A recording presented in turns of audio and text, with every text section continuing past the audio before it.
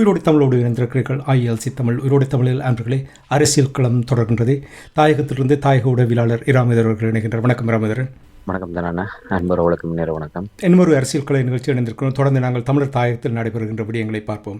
குறிப்பாக வடமாகாண ஆளுநர் அலுவலகத்தில் ஒரு உயர்மட்ட கலந்துரையாடல் ஒன்று நடைபெற்றதாக அறியக்கூடியதாக இருந்தது. இராமேதர், இந்த இந்த இந்த கலந்துரையாடலினுடைய நோக்கம் என்ன உங்களால் அறியக்கூடியதாக இருந்தது? உண்மைதான். வடமாகாண ஆளுநருடைய அலுவலகத்திலே பிரதி பாதுகாப்பு அமைச்சர் உடைய தலைமையிலே வடமாகாணத்திலே உயர் பாதுகாப்பு வலயம் மற்றும் அரசு திணைக்களங்களினால் ஆக்கிரமிக்கப்பட்டிருக்கின்ற அந்த காணிகளுடைய விடுவிப்பு தொடர்பான ஒரு முக்கியமான விடயம் தொடர்பான கலந்துரையாடல் இடம்பெற்றது. அதிலே வடமாகாணத்திலே ஒரு கணிசமான காணிகள் விடுவிக்கப்படுவதற்கு இணக்கம் தெரிவிக்கப்பட்டதாக அறியக்கூடியதாக இருக்கின்ற. குறிப்பாக முள்ளிக்குளம் பகுதி காணி விடுவிப்பு தொடர்பாக மிகப்பெரிய மக்கள் போராட்டம் இடம்பெற்று வருகின்றது. துரைராசா ரவிகரன் கூட பாராளுமன்றம் உள்ளிட்ட பல இடங்களிலே இந்த விடயங்களை ஒருங்கிணைப்பு குழு கூட்டங்கள் உள்ளிட்ட பல இடங்களிலே அந்த முள்ளிக்குளம் பகுதி அந்த காணி விடுவிப்பு தொடர்பாக மிக காத்திரமான அழுத்தங்களை கொடுத்து வருவதோடு அதை தொடர்ச்சியாக அதை மக்கள் மன்றங்களிலே சுட்டிக்காட்டியும் வருகின்றார்.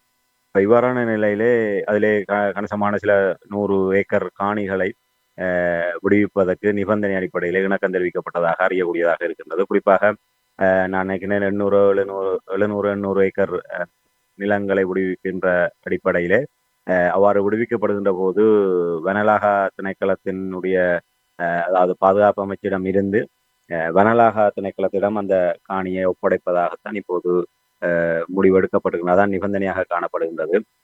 என்னால் அந்த பெருந்தொகையான அந்த இடங்களை விடுவிக்கப்படுகின்ற போது அந்த பகுதியிலே மக்கள் குடியிருப்புகள் இல்லை, ஒரு மக்களால் உடனடியாக உரிமை கோரப்படாத நிலைமையிலே அந்த காடுகள் அளிக்கப்படுவது, சட்டவிரோதமாக காடுகள் அளிக்கப்படுவதற்கான வாய்ப்புகள் இருப்பதாக சுட்டிக்காட்டப்பட்டு அதை பாதுகாக்கின்ற நோக்கத்தோடு வனவள பாதுகாப்பு வனலாக திணைக்களத்திடம் அது ஒப்படைக்கப்பட்டு பின்னர் அந்த தகுதியான இடங்கள் அடையாளப்படுத்தப்பட்டு, அதாவது மக்களுக்கு காணி உரிமையாளர்களாக இருந்து அது அடையாளப்படுத்தப்படுகின்ற பட்சத்திலே பிரதேச ஒருங்கிணைப்பு குழு கூட்டங்களிலே அது தொடர்பான இறுதி முடிவெடுக்கப்பட்டு வனலாகா திணைக்களத்திடமிருந்து அந்த மக்களுக்கு அது அடுத்த கட்டமாக விடுவிப்பதற்கு நடவடிக்கை எடுக்கப்படும் என்பதாக இப்போது முடிவெடுக்கப்பட்டிருக்கின்றது.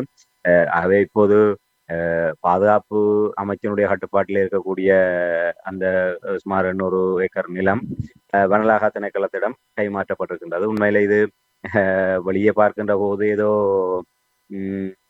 ஒரு சாதகமான நடவடிக்கை போன்றுதான் தென்படும். ஆனால் சட்டியிலிருந்து அடுப்பில் விழுந்த கதையா, அடுப்பிலிருந்து சட்டிக்குள் மாறிய கதையா என்பதை நாங்கள் ரெண்டுமே ஒப்பான ஒன்றுதான். எங்கே இருந்தாலும் கொதிதான். அந்த சட்டிக்குள்ளே இருக்கின்ற அந்த கொதியிலிருந்து தப்பிப்பதற்காக அதிலிருந்து துள்ளி குதித்து அடுப்புக்குள் விழுந்து மேலும் வெறிதணலிலே மாட்டிய கதையை போன்றுதான் இந்த நிலைமை இருக்கின்றது. ஏற்கனவே வனலாகா திணைக்களம் என்பது அவ்வளவு யோக்கியமான ஒன்று அல்ல. என்றால் வனலாகா திணைக்களமும் வடக்கு கிழக்கிலே பல ஆயிரக்கணக்கான ஏக்கர்களை தங்களுடைய கட்டுப்பாட்டுகளை வைத்திருக்கின்றார்கள். அதாவது போர் முடிவுக்கு வந்ததற்கு பிற்பாடு ஒரு நீண்ட காலமாக ஒரு 3 தசாப்தங்களுக்கு மேலாக போர் நீடித்த போது அந்த பகுதிகளிலே ஒரு கணிசமான மரங்கள் வளர்ந்ததை அடிப்படையாக கொண்டு இத்தனை மீட்டர் உயரத்துக்கு அப்பால் வளர்ந்த மரங்கள் உள்ள பகுதி அனைத்துமே காடுகளாக வரையறுத்து அதை வனலாகா திணைக்களம் தங்களுடைய ஆளுகைக்குள் கொண்டு வந்து வல்வளைப்பு செய்து இன்றும் பல ஆயிரக்கணக்கான ஏக்கர்களை வைத்திருக்கின்றார்கள். அந்த வனலாகா திணைக்களமும் கட்டமைப்பு சார் அந்த இன அழிப்பினுடைய ஒரு அங்கமாகத்தான் வடக்கு கிழக்கு பகுதிகளிலே பார்க்கப்படுகின்றது, இருந்து வருகின்றது. அப்படிப்பட்ட நிலைமையிலே பாதுகாப்பு அமைச்சிடம் இருந்து வனலாகா திணைக்களத்திடம் உரிமை மாற்றம் செய்யப்பட்டு அவர்களிடம் கெஞ்சி கூத்தாடி பேர்ந்து அந்த விடயங்களை பெற்றுக்கொள்ள வேண்டும் என்கின்ற பொறிமுறை என்பது என்னை பொறுத்தவரையிலே பேரளவுக்கு ஏதோ 100 ஏக்கர் காணிகள் விடுவிக்க போகின்றார்கள் என்பதாக காட்டிக்கொண்டாலும் மீண்டும் அந்த தமிழர்களுடைய நிலங்களை வல்வளைப்பு செய்து சிங்கள ஏகாதிபத்தியத்தினுடைய கட்டுப்பாட்டிலே வைத்திருப்பதற்கான ஒரு பொறிமுறை தான் அங்கே வேறொரு வடிவத்திலே இப்போது தொடரக்கூடிய ஒரு நிலையை அதில் காணக்கூடியதாக இருக்கின்றது. அதே போன்று வடமாகாணத்திலே ஏனைய சில இடங்களிலும் சில காணிகள் விடுவிக்கப்படக்கூடிய ஒரு ஏதுநிலை இருப்பதாக சுட்டிக்காட்டப்பட்டது. குறிப்பாக யாழ் மாவட்டத்திலே எந்தவித முன்னேற்றகரமான நிலைமைகளும் இல்லாத ஒரு நிலைமை காணப்படுகின்றது. பல இடங்கள் பல கோரிக்கைகள் முன்வைக்கப்பட்டிருக்கின்றது. ஆனால் இந்த கோரிக்கைகளுமே ஏற்றுக்கொள்ளப்படாது. யாழ் மாவட்டத்திலே காணி விடுவிப்பு தொடர்பாக இந்த ஒரு சாதகமான முடிவுகளும் எட்டப்படாதுதான் இந்த நேற்றைய தினம் வடமாகாண ஆளுநர் அலுவலகத்தில் இடம்பெற்ற இந்த காணி வெடிப்பு தொடர்பான பிரதி பாதுகாப்பு அமைச்சர் தலைமையிலான கூட்டத்திலே நாங்கள் சுருக்கமாக சொல்லக்கூடிய விடயங்கள் என்றால் இவைதான். நீங்கள் கூறுவதை பார்த்தால் இது ஒரு முக்கியமான ஒரு கலந்துரையாடல் போல் இருக்கிறது ராமேந்திரன். யார் யார் கலந்து கொண்டார்கள் என்று கூற முடியுமா? உண்மையிலே ஒரு வழக்கத்துக்கு மாறான ஒரு செயல்பாடாகத்தான் இது அவதானிக்கப்படுகின்றது. முழுக்க அரசியலமைப்பு பிரதிநிதிகளுடைய பங்கு பெற்றுதலோடு, அதாவது அந்தந்த மாவட்டங்களுடைய மாகாணங்களிலே உள்ள அரசு அதிபர்கள் மற்றும் அவர்களுக்கு கீழாக அந்த காணிகள் தொடர்பான திணைக்களங்களுடைய உயர் அதிகாரிகள் மற்றும் பாதுகாப்பு தரப்பினர் மற்றும் தேசிய மக்கள் சக்தி சார்பாக அமைச்சராக இருக்கக்கூடிய ராமலிங்கம் சந்திரசேகர் மற்றும் அவர்களுடைய வடமாகாணத்தை பிரதிநிதிப்படுத்தக்கூடிய தேசிய மக்கள் சக்தியை பிரதிநிதிப்படுத்த தெரிவு செய்யப்பட்டிருக்கின்ற பாராளுமன்ற உறுப்பினர்கள் இவர்கள் தான் இந்த நேற்றைய கலந்துரையாடலில் பங்கு பற்றி இருக்கின்றார்கள். முழுக்க முழுக்க ஒரு அரச சார்பான அமைச்சர், பாராளுமன்ற உறுப்பினர்கள் மற்றும் அதிகாரிகள் தான் இந்த இடத்திலே பங்கு பற்றி இருக்கின்றார்கள். வேறு எவருமே நேற்றைய கூட்டத்திலே கலந்து கொள்வதற்கு அனுமதிக்கப்படவில்லை. என்ன காரணத்துக்கு? அப்போ தமிழ் மாவட்டத்தில் வளமையாக நீங்கள் பார்த்தீர்கள், அந்த மாவட்டத்தை பிரதிநிதிப்படுத்தும் உறுப்பினர்கள், நாடாளுமன்ற உறுப்பினர்கள் அவர்கள் அழைக்கப்படுவார்கள். ஆனால் இங்கே தவிர்க்கப்பட்டதற்கு என்ன காரணம்? உண்மையிலே அவர்களுடைய நிகழ்ச்சி நிரலின் அடிப்படையிலான ஒரு விடயமாக தான் இது. தெரியாமல் நடந்த விடயம் அல்ல, வேண்டுமென்றே இது நிராகரிக்கப்பட்ட ஒன்றாகத்தான் பார்க்கப்படுகின்றது.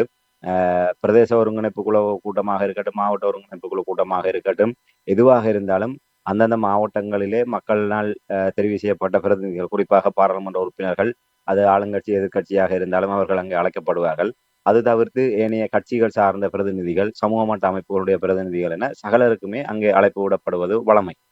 ஆகவே அந்த இடங்களிலே அந்த ஒருங்கிணைப்பு குழு கூட்டங்களாக இருக்கட்டும், இல்லை ஏனைய விடயங்களாக இருக்கட்டும், அங்கே பங்கு பெற்றுகின்ற அந்த மக்கள் பிரதிநிதிகளோ, இல்லை சமூக மட்ட அமைப்புகள், இல்லை பொது அமைப்புகளுடைய பிரதிநிதிகளோ, இல்லை பாதிக்கப்பட்ட தரப்பினரோ நேரடியாக அதனுடைய காத்திரத்தன்மையோடு அந்த விடயங்களை வெளிப்படுத்தி அதற்கான தீர்வுக்கான ஒரு அழுத்தங்களையோ இல்லை தீர்வுக்கான முயற்சிகளையோ ஒரு காத்திரமாக எடுக்கக்கூடிய நிலைமையை அவதானிக்கக்கூடியதாக இருக்கின்றது. ஆனால் ஒரு முக்கியமாக நீங்கள் குறிப்பிட்டதை போன்று வடக்கு மாகாணத்திலே காணி விடுவிப்பு என்பது மிக முக்கியமான ஒரு விடயமாக இருக்கின்றது. வழிவடக்கிலே இன்னும் ஆயிரக்கணக்கான ஏக்கர் இராணுவத்தினுடைய கட்டுப்பாட்டுக்குள் இருக்கின்றது. அதே போன்று கேப்பாப்புலவு மற்றும் ஏனைய இடங்களிலே இன்னும் வடமாகாணத்திலே ஒரு பல ஆயிரக்கணக்கான ஏக்கர் நிலங்கள் இராணுவத்தினரால் வல்வளைப்பு செய்யப்பட்டிருக்கின்றது. ஆகவே காணி விடுவிப்பு என்பது ஒரு சாதாரணமாக நடைபெறக்கூடிய விடயம் அல்ல, சாதாரண விடயமாக கடந்துவிட முடியாது.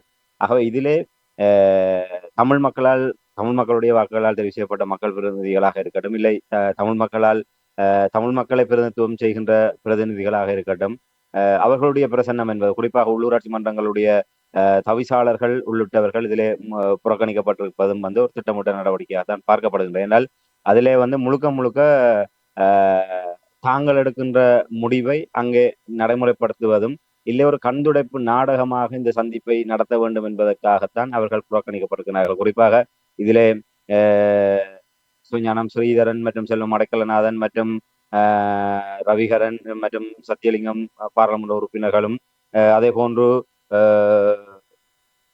பிரதேச சபைகளினுடைய தவிசாளர்களும், அதாவது உள்ளூராட்சி மன்றங்களுடைய தவிசாளர்களும் அதில் பங்கு பெற்றி இருந்தால் நிச்சயமாக அவர்கள் எதையுமே விட்டு கொடுக்க மாட்டார்கள். விட்டு கொடுக்காத அந்த முழுமையான அந்த காணி விடுவிப்புக்கான ஒரு குரல்கள் அங்கே வலிமையாக ஒலித்திருக்கும். ஆகவே அங்கே ஒரு பக்கச்சார்பான ஒரு நாடகத்தனமான தன்மை அதில் இல்லாத ஒரு தன்மை இருந்திருக்கும். இப்போது நேற்றைய தினம் அது நடைபெற்று முடிந்து அவர்களுடைய அந்த அறிக்கைகள் அவர்களுடைய ஊடக செவியல் மூலமாக வருகின்ற தகவல்களோடு மட்டுமே அதை நாங்கள் தரிசிக்கக்கூடியதாக இருக்கிறோம். தமிழ் பாராளுமன்ற உறுப்பினர்கள் சென்றிருந்தால் இவர்களுடைய பொய் வேஷம் அம்பலமாக இருக்கும். அதாவது வெறுமனே ஒரு கண்துடைப்புக்காக எந்த முடிவுகளையும் ஆக்கபூர்வமான முடிவுகளையும் எடுக்காது ஒரு கண்துடைப்புக்காக அவர்கள் இப்படியான ஒரு விடயத்தை நடத்தி இருக்கின்ற அம்பலமாக இருக்கும். ஆகவே தமிழ் தரப்பை திட்டமிட்டதிலே புறக்கணித்து முழுக்க முழுக்க அரசு தரப்பு நிகழ்ச்சி நிரலின் அடிப்படையில் இந்த விடயத்தை கையாள வேண்டும் என்ற ஒரு நோக்கத்தோடு தான் அவர்கள் இதை செய்திருக்கின்றார்கள் என்பதுதான் நாங்கள் பரவலாக அவதானிக்கூடிய ஒன்றாக இருக்கின்றோம். இதே நேரத்தில் ராமேந்திரன், உங்களுக்கு தெரியும், அனுரகுமார திசாநாயக்க அவர்கள் தெளிவாக ஒரு நிலைப்பாட்டை வெளிப்படுத்துகிறார் என்று கூறுகிறார். அதாவது படையினரிடம் கட்டுப்பாட்டில் இருக்கின்ற காணிகளை படிப்படியாக நாங்கள் விட்டு விடுவோம் என்று அனுரகுமார திசாநாயக்க அவர்கள் கூறியிருக்கிறார் என்று அவர்கள் கூறுகிறார்கள். இங்கே பார்த்தால் யாழ் மாவட்டத்து படைத்தரப்பில் அவர்கள் கூறுகிறார்கள், யாழ் மாவட்டத்தில் ஒரு அங்குலம் கூட விடப்போவதில்லை என்று அவர்கள் கூறுகிறார்கள். அப்படி என்றால் இந்த இராணுவத்துக்கும் அனுரகுமார திசாநாயக்கும் இடையில் இடைவெளி இருக்கிறதா? அவர்களுக்கிடையில் முருகல் நிலை இருக்கிறதா? உண்மையிலே வருகின்ற செய்திகள் அடிப்படையிலே யாழ் மாவட்டத்திலே காணி வெடிப்பு தொடர்பாக இராணுவம் மிக பெரும் ஒரு கெடுபிடியோடு நடந்து கொண்டதாகத்தான் அறியக்கூடியதாக இருக்கின்றது. குறிப்பாக அங்கே அந்த ராஜராஜேஸ்வரி அம்மன் ஆலயம் வழிவடக்கிலே உங்களுக்கு தெரியும், நாங்கள் கடந்த பல நிகழ்ச்சிகள் தொடர்ச்சியாக உரையாடி வருகிறோம். ஆளுநர் வந்து அதை விடுவித்து மிகப்பெரிய ஒரு ஊடக ரீதியாக பெரிய விளம்பரம் எல்லாம் செய்துவிட்டு சென்றதுக்கு பிற்பாடு மறுநாள் இராணுவம் அந்த வீதியை மூடிவிட்டது. ஆலயம் விடுவிக்கப்பட்டிருக்கின்றது. ஆலயத்துக்கு செல்கின்ற வீதியை இராணுவம் மறைத்து வைத்திருக்கின்றது.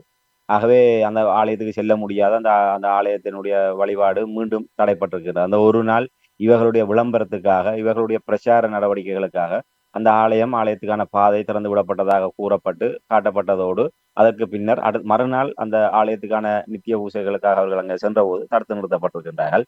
ஆக அன்றிலிருந்து இன்று வரை அந்த ராஜராஜேஸ்வரி அம்மன் அந்த ஆலயத்துக்கான பாதை என்பது இராணுவத்தினரால் ஒரு திட்டமிட்டு தடுக்கப்பட்ட ஒன்றாக இருக்குது. அந்த விடயம் கூறப்பட்ட போது அங்கே அவர்கள் இராணுவ தரப்பினரால் திட்டமிட்டு ஒரு பொய் இல்லை, அது ஏற்கனவே விடுவிக்கப்பட்டுதான் இருக்கு என்பதாக சுட்டிக்காட்டப்படுகிறது. இப்ப இதே இடத்துல வந்து அதோடு சம்பந்தப்பட்டவர்கள் தமிழ் தரப்பினர் இருந்திருந்தால் நிச்சயமாக அதை மறுத்துரைத்திருப்பார்கள். இல்லை இல்லை, விடவில்லை, வேணுமென்றால் பாருங்கள், அங்கே சென்று பார்வையிட்டு நாங்கள் அந்த விடயத்தை உறுதிப்படுத்தலாம் என்பதாக அதை கூறி அந்த இராணுவத்தினருடைய முகத்திலேயே கிழித்திருக்க முடியும். ஆனால் அங்கே இராணுவத்தினர் விடுவிக்கப்பட்டதாக, அது ஏற்கனவே விடுவிக்கப்பட்டு விட்டாச்சு, அதில் ஒரு சிக்கலும் இல்லை என்றவுடன் அந்த விடயம் அப்படியே கடந்து செல்லக்கூடிய ஒன்றாக இருந்ததாகத்தான் அறியக்கூடியதாக இருக்கின்றது. அது மாத்திரமில்லாமல் மேலும் பல இடங்கள் காணி விடுவிப்புகள் தொடர்பாக அங்கே கோரிக்கைகள் முன்வைக்கப்பட்ட போதும் இராணுவத்தினர் துளியளவேனும் ஒரு அங்குலமேனும் அந்த காணிகளை விட முடியாது என்பதிலே அவர்கள் ஒரு அலங்குப்படியாக இருந்ததாக அறியக்கூடியதாக இருக்கின்றது. தேசிய மக்கள் சக்தியினுடைய அமைச்சர், பாராளுமன்ற உறுப்பினர்கள் வந்து இராணுவத்தோர் இந்த விடயத்திலே ஒரு கடுமையான ஒரு மோதல் போக்கை கடைபிடித்ததாகவும், ஒரு முக்கியமாக விடுவிக்கப்பட வேண்டிய காணிகள் அதிலே விடுவிக்கப்பட்டே ஆக வேண்டும் என்பதாக கூறிய போது கூட இராணுவ தரப்பிலே எந்த விதமான ஒரு இணக்கப்பாடும் எட்டப்படவில்லை என்று செய்திகள் மூலமாக அறியக்கூடியதாக இருக்கின்றன. ஏற்கனவே நாங்கள் இந்த அன்றகுமார திசாநாயக்க அவர்கள் பொறுப்பேற்ற காலத்திலிருந்தே நாங்கள் தெளிவாக கூறி வருகின்றோம். இராணுவத்துக்கும் அன்றகுமார திசாநாயக்க அரசாங்கத்துக்கும் இடையே ஒரு மிகப்பெரிய ஒரு இடைவெளி இருப்பதை நாங்கள் காணக்கூடியதாக இருக்கின்றோம். குறிப்பாக இந்த தையிட்டு விவகாரத்திலே ஜனாதிபதி அன்றகுமார திசாநாயக்க அவர்கள் அதுக்கான சரியான ஒரு தீர்வை, அந்த பிரச்சனைக்கு ஒரு முடிவை காண வேண்டும் என்று நினைத்தாலும் பாதுகாப்பு தரப்பினர் அதுக்கு ஒத்துழைக்கக்கூடிய நிலைமையில வெளிப்படையாக அமைச்சரவை பேச்சாளர் வந்து அந்த ஊடக சந்திப்பில் புலம்புகின்ற நிலைமைதான் காணப்படுகின்றது. அதாவது ஜனாதிபதி அவர்கள் இந்த விடயத்திலே ஒரு சுமூகமான தீர்வை எட்ட வேண்டும் என்று விரும்புகின்றார். ஆனால் சில தரப்புகள் அதை எதிர்த்து முட்டுக்கட்டையாக இருந்து வருவது கவலை அளிக்கின்றது என்பதாக அவர் பட்டம் படாமல் சொல்லியிருந்தார். அது பாதுகாப்பு தரப்பை தான் அவர் கூறியிருந்தார். அது பாதுகாப்பு தரப்பு தான் அதில் இப்போது பாதுகாப்பு தரப்பு பின் நின்று கொண்டு விகாராதிபதியை முன்னிறுத்தி அவர்கள் வேறு விதமான ஒரு நாடகங்களை ஆடிக்கொண்டிருக்கின்றார்கள் தையட்டி விவகாரத்திலே. இப்போது பலாலி போலீசாரையும் அந்த நாடகத்தில் ஒரு அங்கமாக இணைத்துக் கொண்டு அவர்களும் அதில் ஒரு பாத்திரமேற்று தையிட்டி காணி விடுவிப்பு மற்றும் அந்த தையிட்டி விகாரையின் ஊடாக செல்கின்ற அந்த பவானி வீதி, வலிகாமம் வடக்கு பிரதேச சபைக்கு சொந்தமான அந்த பவானி வீதி, ஆகவே அந்த விடயங்கள் விடுவிக்கப்படாமல் இருப்பதற்காக பொது பலாலி போலீசாரும் அதிலே தங்களை ஒரு தரப்பாக அந்த நாடகத்திலே அரங்கேறி இந்த காணி வெடிப்பை தடுத்து வருகிறது. ஆகவே இந்த விடயங்கள் எல்லாம் வந்து பேசப்பட்டாலும் எதுவுமே எந்தவித தீர்வுகளும் எடுக்கப்படவில்லை. நான் முன்னர் குறிப்பிட்டதை போன அந்த முல்லைக்குளம் தொடர்பாக அந்த காணி விடுவிப்பு மற்றும் ஏனைய மாவட்டங்களில் சில இடங்கள் விடுவிப்பு தொடர்பாக அந்த செய்திகள் வருகின்ற போதிலும் யாழ் மாவட்டத்திலே படைத்தரப்பு சொல்வதை போன்று ஒரு அங்குலம் நிலைமையினும் விடுவிக்கப்படுவதற்கு நேற்றைய கூட்டத்திலே எந்த ஒரு இணக்கப்பாடும் எட்டப்படவில்லை. இதற்கு இராணுவத்தினருடைய ஒரு கடும்போக்கான நிலைப்பாடும், அந்த இராணுவத்தை ஒரு பாதுகாப்பு அமைச்சராக இருந்து கொண்டு பாதுகாப்பு அமைச்சராக இருக்கக்கூடிய ஜனாதிபதியை கட்டுப்படுத்த முடியவில்லையாக இருந்தால் பாதுகாப்பு அமைச்சர் எப்படி அதை செய்ய முடியும்? ஆகவே ஜனாதிபதி இன்னும் அந்த தன்னுடைய அதிகாரத்தை கையில் எடுத்துக்கொண்டு ஒரு நியாயமான விடயத்தை, அதை வேணுமென்று சொன்னால் அவர் அதை இந்த காணி விடுவிப்பு தொடர்பாக சிங்கள மக்களுக்கு இன்னும் ஒரு தெளிவுபடுத்தக்கூடிய ஒரு நிலைமை, அதை கூட செய்யாமல் இவர்கள் இந்த காணி விடுவிப்பிலே நாடகம் ஆடிக்கொண்டிருக்கிறார். இரட்டை வேடம் போட்டு வருகிறார். தங்களுடைய பலகீனத்தை மூடி மறைப்பதற்கு ஏதேதோ சாக்கு போக்குகளை சொல்லி தமிழ் தரப்பிலே பழியை போட்டுவிட்டு இப்படிதான் தையிட்டு விகாரை விடயத்திலும் வந்து அந்த காணி உரிமையாளர்கள் எழுத்து மூலமாக கேட்டபோது அரசியல் பின்புலத்தில் என்று குழப்புகின்றார்கள் என்பதெல்லாம் அதை மடைமாற்றி தங்களுடைய பலகீனங்களையும் தங்களுடைய பழிகளையும் மூடி மறைப்பதற்கு முயற்சி எடுத்தார்கள். இப்போதும் அதே நிலைமைதான் தொடர்கின்றது. இராணுவத்தினர் இந்த அரசாங்கத்தோடு ஒத்துழைக்க மறுக்கின்றார்கள். இல்லை, இராணுவத்தினரை முழுமையான பலப்பிரயோகத்தின் மூலமாக ஜனாதிபதி தனக்கு இருக்கிற அதிகாரத்தின் மூலமாக தன்னுடைய உத்தரவின் மூலமாக இராணுவத்தை கட்டுக்குள் கொண்டு வருவதற்கும் அவர் விரும்பவில்லை என்பதாகத்தான் தெரிகின்றது. ஒருவேளை அப்படியான ஒரு முயற்சி எடுப்பதாக இருந்தால் ஏற்கனவே பல்வேறு நெருக்கடிகளுக்கு மத்தியில் தான் இந்த அரசாங்கம் தொடர்ந்து கொண்டிருக்கின்றது. ஒரு இராணுவ புரட்சியை கூட என்றால் சரத் பொன்சேகாவாக இருக்கட்டும், கோத்தபாய தரப்பாக இருக்கட்டும், இன்னும் இராணுவத்துக்குள்ளே அவர்களுக்கான விசுவாசம் இன்னும் இழையோடக்கூடிய ஒரு நிலைமை தான் இருக்கு. ஏற்கனவே சவேந்திர சில்வாவை பொறுத்தவரையிலே அவர் ஒரு இந்திய ஆதரவு நிலைப்பாட்டை இறுதி கால பகுதியில் எடுத்திருந்ததை நாங்கள் அவதானிக்கக்கூடியதாக இருந்தது. ஆகவே அவர் சார்பான தலையீடுகளும் இராணுவத்துக்குள்ளாக இருக்கு. பல இராணுவத்துக்குள்ளும் அரசியல் கட்சிகளை போன்று இலங்கை இராணுவத்துக்குள்ளும் பல அணிகள், பல குழுக்கள் இருப்பதற்கான வாய்ப்புகள் இந்த பின்னணியிலே அவதானிக்கக்கூடியதாக இருக்கின்றது. ஆகவே அன்ரோமர திசாநாயக்க அரசாங்கத்துக்கு எதிரான தரப்புகள் அந்த இராணுவத்தில் இருக்கக்கூடிய குழுக்களை ஊக்குவித்து ஒரு இராணுவ புரட்சியோ இல்ல இராணுவத்துக்குள்ளே ஒரு எதிர்ப்பு நிலைப்பாட்டை அரசாங்கத்துக்கு எதிரான ஒரு நிலைப்பாட்டை வெளிப்படுத்துகின்ற போது அது முன்னப்போதும் இல்லாத அளவுக்கு இலங்கையில் ஒரு பாரிய ஒரு அரசியல் நெருக்கடிக்கு வித்திடக்கூடிய ஒன்றாக இருக்கும். ஒருவேளை இந்த விடயங்களை எல்லாம் அறிந்து கொண்டுதான் அன்ரோமர திசாநாயக்க அவர்கள் ஏதோ போகிற போக்கிலே இராணுவத்தை வைத்துக் கொண்டு ஏதாவது விடயங்களை சாதித்து விடலாமா என்று பார்க்கிறாரே தவிர முழுமையாக தன்னுடைய அதிகாரத்தை பயன்படுத்தி அது இவர் மட்டுமல்ல, இதற்கு முன்னர் எந்த ஜனாதிபதியும் அவ்வாறான விடயங்களை கையில் எடுத்தது கிடையாது.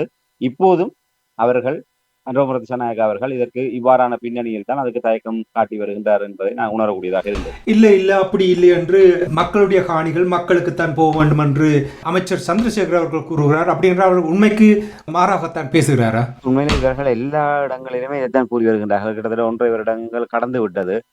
காணாமலாக்கப்பட்டோர் விடயத்திலும் இதே போன்றுதான். நீங்கள் எங்களை முழுமையாக நம்பலாம். உங்களுடைய வலிகளையும் வேதனைகளையும் வாழ்க்கையிலே அனுபவித்தவர்கள் நாங்கள். ஜனாதிபதி அன்ரோமர திசாநாயக்கா கூட அந்த காணாமலாக்கப்பட்டதனுடைய வலிகளை உணர்ந்தவர். அவ்வாறான ஒரு தலைமறைவு வாழ்க்கை, இந்த காணாமலாக்கப்பட்டதனுடைய வலிகள், வேதனைகளை நேராக தன்னுடைய வாழ்நாளிலே அனுபவித்தவர் என்ற வகையிலே அவரினால் உங்களுடைய வலிகளை இலகுவாக உணர முடியும். ஆகவே உங்களுடைய விடயத்துக்கு ஒரு நல்ல ஒரு தீர்வை ஜனாதிபதியினால் தர முடியும் என்றெல்லாம் கூறினார்கள். இன்று வரை காணாமலாக்கப்பட்ட ஒரு விவகாரத்திலே ஒரு அங்குலமேனும் ஒரு முன்னேற்றம் இல்லாத ஒரு நிலைமை தான் காணப்பட்டு வருகின்றது. அதே போன்றுதான் இந்த காணி விடுவிப்பும் தொடர்ச்சியாக இவர்கள் மக்களுடைய காணி மக்களுக்கு என்று ஜனாதிபதியும் கூறுகின்றார், அவருடைய அமைச்சரும் கூறுகின்றார், அவருடைய பாராளுமன்ற உறுப்பினர்களும் கூறுகின்றார்கள். ஆனால் ஒரு வாய்ப்பாட்டாக அந்த விடயத்தை கூறினாலும் நடைமுறையிலே அதை நாங்கள் எங்கேயுமே காணக்கூடியதாக இல்லை. அது குறிப்பாக இன்று பலாலி உயர் பாதுகாப்பு வலயம் ஆயிரக்கணக்கான ஏக்கர் நிலங்கள் கபளீகரம் செய்யப்பட்டிருக்கின்றது. ஏற்கனவே நல்லாட்சி காலத்தில் விடுவிக்கப்பட்ட இடத்தை கூட விடுவிப்பதாக அவர்கள் அறிவித்து வர்த்தமானி வெளியிடப்பட்ட அந்த இடங்களை கூட இந்த அரசாங்கத்தினாலும் விடுவிக்க முடியாத ஒரு நிலைமைதான் தொடர்கின்றது. ஆகவே ஏற்கனவே விடுவிப்பதாக தீர்மானிக்கப்பட்ட இடத்தை கூட ஒரு விடுவிக்க முடியாத ஒரு கையறு நிலைமையில் தான் இந்த அரசாங்கம் இருக்கின்றது. ஆக இவர்கள் மக்களை ஏமாற்றுவதற்காக மக்களுடைய காணி மக்களுக்கு என்பதாக இவர்கள் கூறினாலும் அதை நடைமுறையிலே இவர்கள் செயல்படுத்தக்கூடிய ஒரு திராணியோடு இந்த அரசாங்கம் இருக்கின்றதா என்றால் ஒரு ஐயப்பாடு தான். அதை விட இன்னொரு சந்தேகம் ஒரு வலுவாக இருக்கின்றது. இவர்கள் இப்படியாக இந்த என்னால் வடமாகாணத்தை பொறுத்தவரையில யாழ்குடா நாடுதான் ஒரு உணர்ச்சி பூர்வமான ஒரு அரசியல் பின்னணி கொண்ட இடமாக காணப்படுகின்றது. ஆகவே அதை இவர்கள் கேட்டார்கள், இராணுவத்தினர் மறுத்தார்கள், விடாப்பிடியாக நின்றார்கள் என்கின்ற ஒரு விடயத்தை ஏற்படுத்துவதன் ஊடாக ஒரு சில வாரங்களுக்கு பின்னரோ இல்லை சில நாட்களுக்கு பின்னரோ இல்லை சில மாதத்துக்கு பின்னரோ அப்படி முரண்டு பிடித்த இராணுவத்தை கூட நாங்கள் அழுத்தம் கொடுத்து இந்த சில காணிகளை எல்லாம் நாங்கள் விடுவிக்க வைத்திருக்கின்றோம் என்பதாக ஒரு அரசியல் ஆதாயத்தை தேடிக்கொள்வதற்காக கூட இந்த விடயங்களை இவர்கள் இப்படி செய்திருக்கலாம் என்று நான் நம்புகின்றேன். அதாவது உங்களுக்கு தெரியும், ஒரு இந்தியாவிலே இது பிரபலமான ஒரு அணுகுமுறை.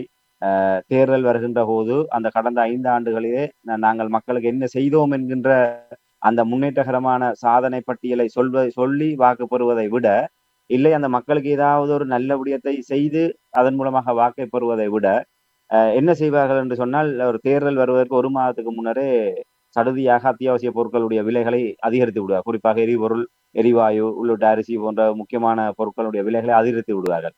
தேர்தல் தேதி அறிவிப்பதற்கு கிட்டவாக இல்லை தேர்தல் தேதி அறிவிக்கப்பட்டதற்கு பிற்பாடு டக்கண்டு அந்த உயர்த்திய விலையை இவர்கள் குறைத்து விடுவார்கள்.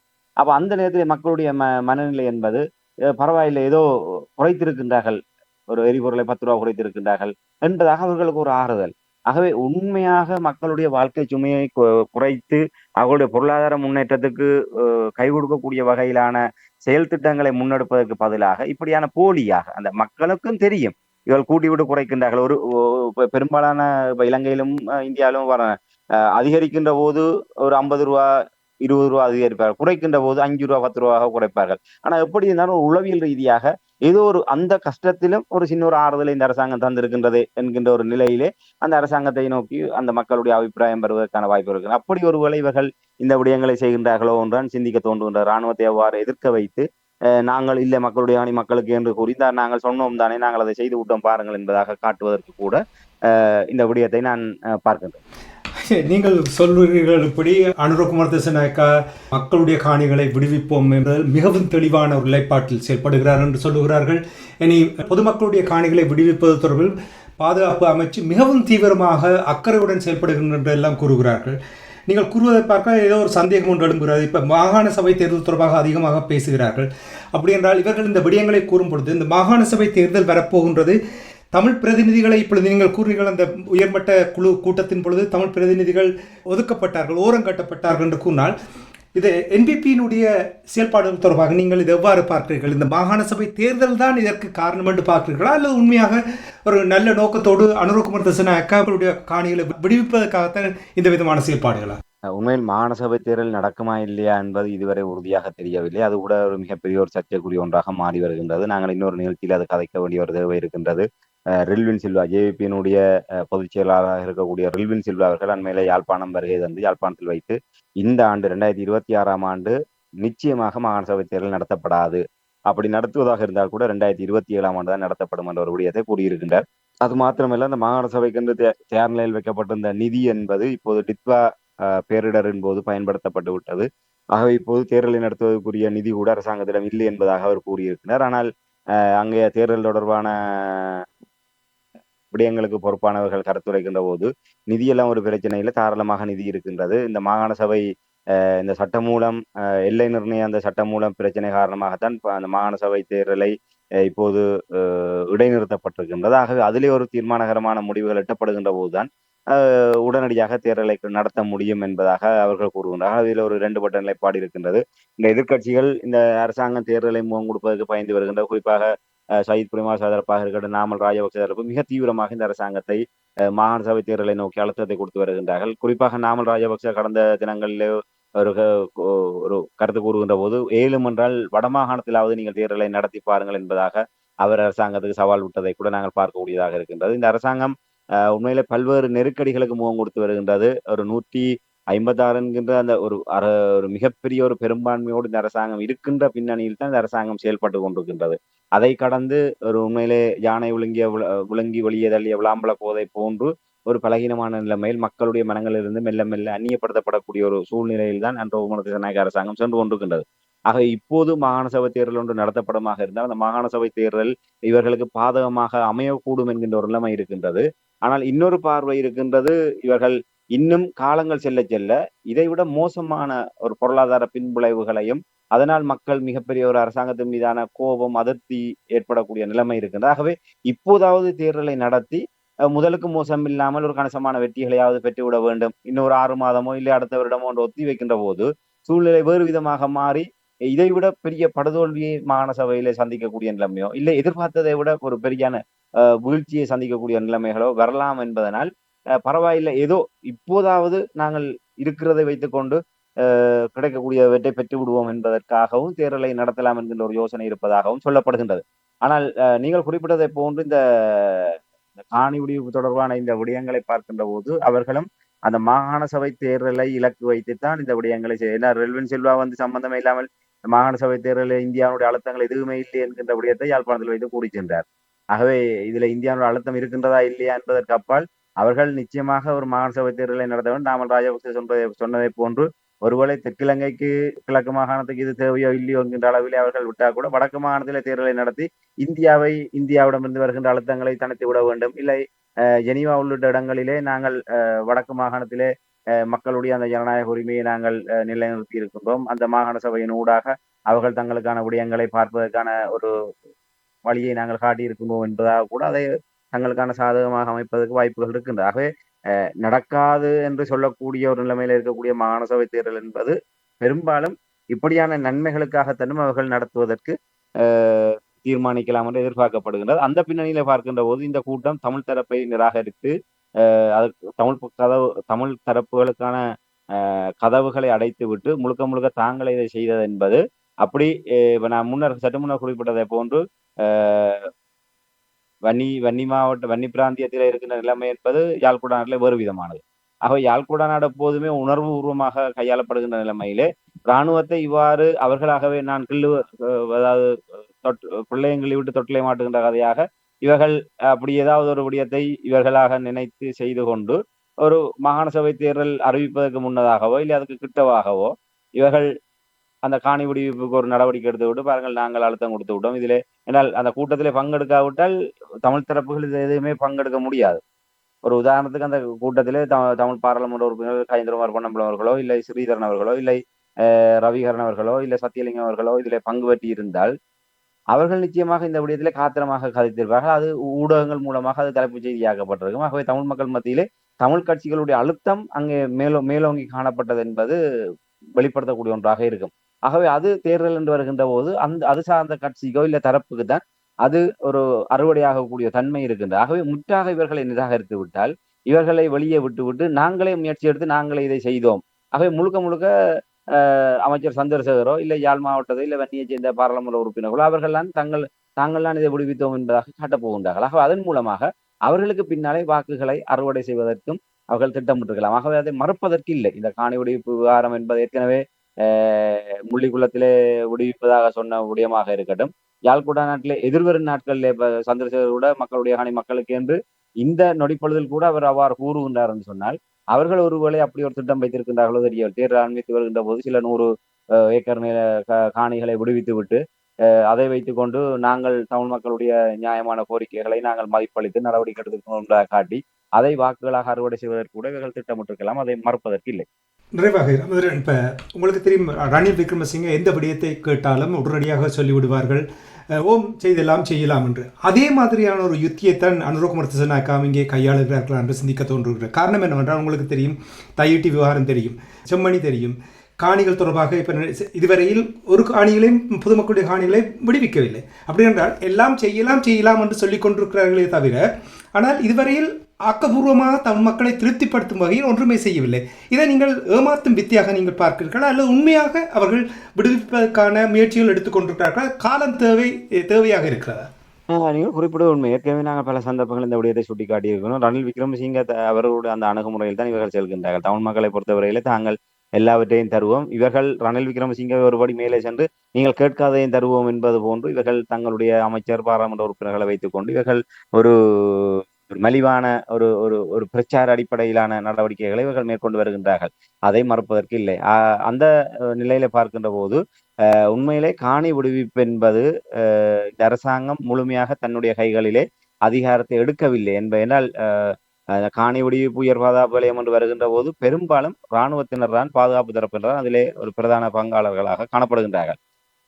இப்ப ஏனைய திணைக்களங்களாக இருந்தால் அது கொழும்பிலே வைத்து அவர்கள் முடிவெடுத்து விடலாம். இது பாதுகாப்பு உடனடியாக அந்த விடயத்திலே தேசிய பாதுகாப்புக்கு அச்சுறுத்தல் வந்து விட்டது என்பதாக தெற்கிழங்கையிலே வந்து ஒரு அரசாங்கத்துக்கு எதிரான ஒரு கிளர்ச்சிக்கும் அவர்கள் வித்திடக்கூடிய வாய்ப்புகள் இருக்கின்றது. ஆகவே இராணுவத்தை நான் முன்னர் குறிப்பிட்டதை போன்று ஒரு மென்மையான முறையிலே இந்த அரசாங்கம் அணுகி தன்னுடைய அந்த 5 ஆண்டு கால அரசை எந்தவித பழுதும் இல்லாமல் பாதுகாப்பாக கொண்டு செல்ல வேண்டும் என்ற நோக்கத்தோடு இந்த விடயங்களை ஒரு பட்டும்படாமல் செய்வது போன்றான் தென்படுகின்றது. காணி விடுவிப்பிலே உண்மையான அழுத்தங்களை கொடுப்பதற்கு இவர்கள் தயாராக இல்லை. ஆகவே ரணில் விக்ரமசிங்க அவர்களாவது பரவாயில்லை, அவர் வேறு சூட்சுமங்களை பயன்படுத்தி காணிகளை விடுவித்தார். நல்லாட்சி காலத்திலே பல ஆயிரக்கணக்கான நிலங்கள் விடுவிக்கப்பட்டாலும் அந்த நிலங்களுக்கான உத்தரவாதம் என்பது அந்த நில சொந்தக்காரரிடம் இன்று வரை கிடைக்கவில்லை.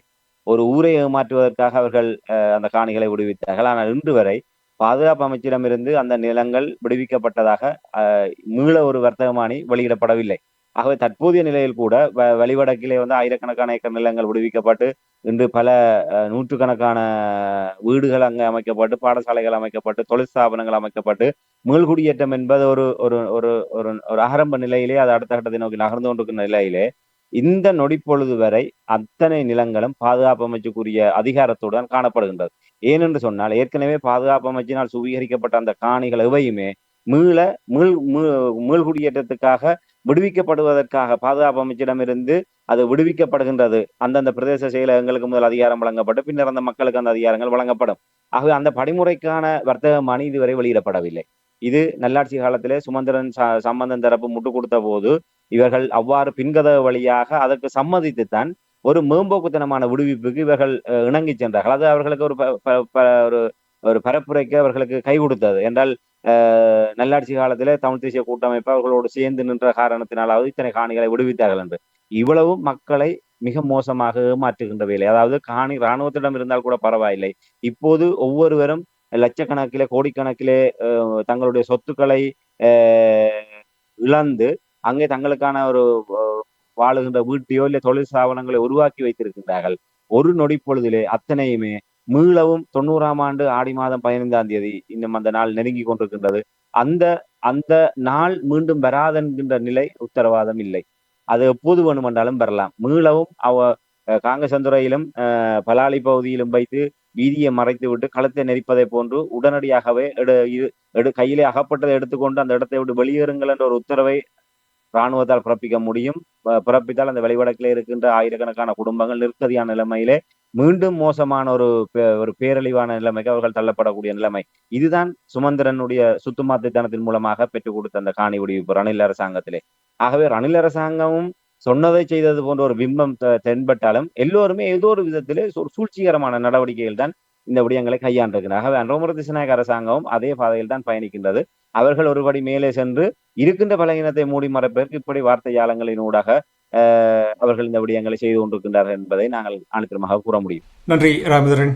இன்றைய நிகழ்ச்சியில் இணைந்து வடமாகாண ஆளுநர் அலுவலகத்தில் உயர்மட்ட கலந்துரையாடல் நடந்தது. அந்த கலந்துரையாடலின் பொழுது நடந்த விடயங்களையும் தமிழ் தரப்பினர் எவ்வாறு திட்டமிட்டு தவிர்க்கப்பட்டார்கள் என்ற விடயங்களையும் கூட உயிரோடை தமிழ் உறவுகளோடு பகிர்ந்து கொண்டமைக்காக உயிரோடை தமிழ் அன்பர்கள் சார்பாக நன்றியை கூறிக்கொண்டு மீண்டும் என்ன ஒரு நிகழ்ச்சி இணைந்திருப்போம். அதுவரைக்கு நன்றி, வணக்கம். நிச்சயமான நன்றி, வணக்கம். எமது பார்வையாளர்களுக்கு வணக்கம். மக்களின் குரலாய் ஓங்கி ஒலிக்கும் இலக்கு மின்னிதழ் மற்றும் உயிரோடை தமிழ் வானொலி ஆகிய இவ்விரு ஊடகங்களும் உங்களைப் போன்ற எமது நேயர்கள் நண்பர்களின் ஆதரவிலேயே இயங்கி வருகின்றன. மிக குறைந்த வளங்களுடன் பல இடர்கள் மற்றும் தடைகளை தாண்டி பயணிக்கும் எமது ஊடகங்களின் பணிகள் மேலும் வளர உங்களால் முடிந்த நிதியுதவியை வழங்கி இன்னும் காத்திரமான செயற்பாடுகளை முன்னெடுக்க உதவுமாறு மிகவும் பணிவன்புடன் வேண்டி நிற்கின்றோம். உங்கள் பங்களிப்பு உங்களின் உரிமை குரலாய் ஓங்கி ஒலிக்கும். நன்றி.